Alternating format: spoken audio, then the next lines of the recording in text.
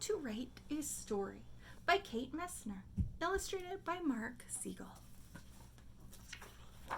How to write a story. Step 1. Search for an idea, a shiny one. You can write about something you love: space, horses, airplanes, sea monster, or something that scares you: sea monsters, giant spiders, school, library, aquarium, sea legends.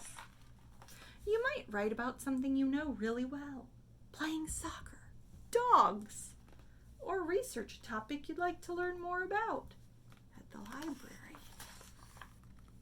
Don't worry if not all your ideas are shiny.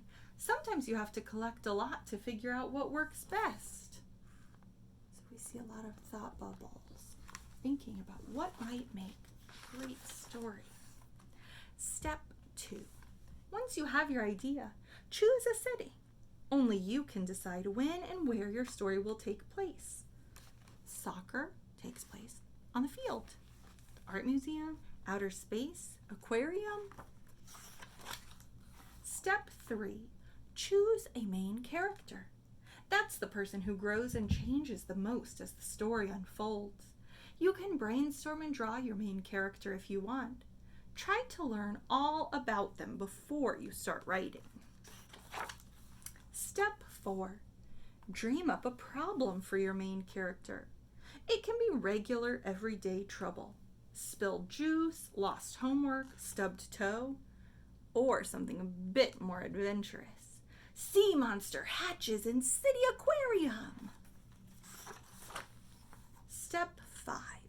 Now it's time to plan your story. Start with something exciting: sea monster scares fish, sea monster's tail cracks the tank. Make the problem worse and worse until finally your character thinks of something to do. Lasso the sea monster? Now in this example, is she writing a true story or a made-up story? A made-up story, yeah.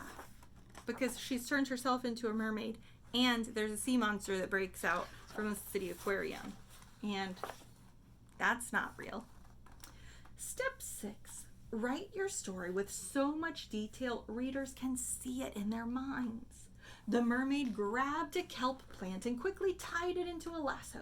She twirled it over her head and waited for the sea monster to surface. As soon as he popped up, she threw the kelp as hard as she could. The lasso sailed through the air and landed around his skinny neck.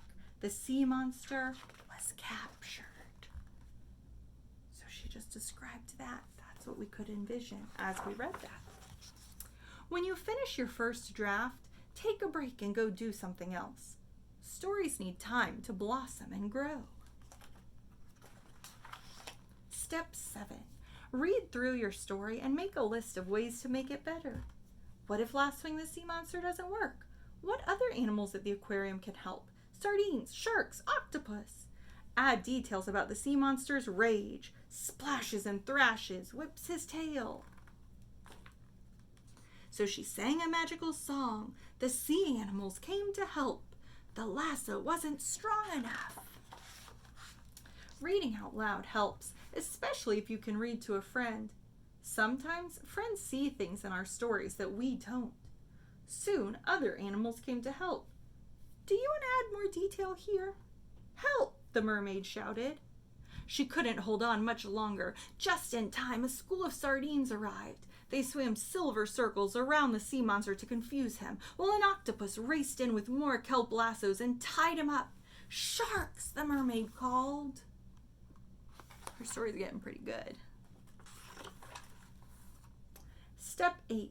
Once you've finished revising and your story is as captivating as it can be, read through a few more times.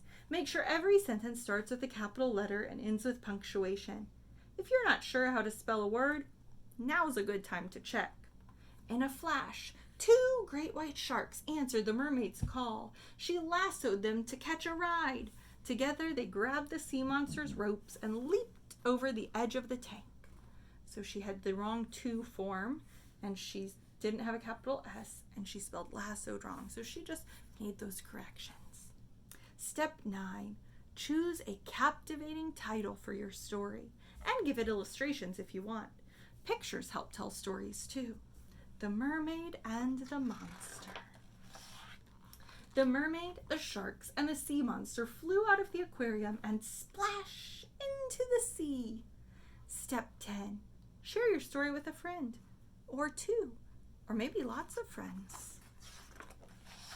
When your story is over and everyone's gone, start searching for a new idea that wants to be written.